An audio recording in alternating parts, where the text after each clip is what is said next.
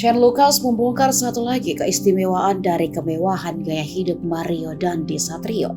Selain bisa gunakan nomor plat palsu, mobil Jeep Rubicon Mario ternyata punya kesaktian lain.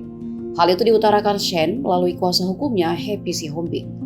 Karena gaya hidup mewah yang diberikan sang ayah Rafael Alun Trisambodo sebagai pejabat Ditjen Pajak, membuat Mario bertingkah seenak-enaknya.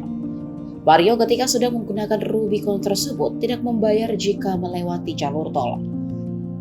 Hal itu ia perlihatkan kepada Shane suatu waktu sambil berkelakar.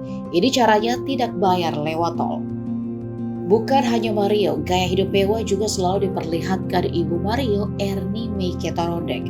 Meski saat ini Ernie sudah menghapus semua foto-fotonya di akun Instagramnya. Ernie Meikitorondek diketahui berasal dari Manado, Sulawesi Utara.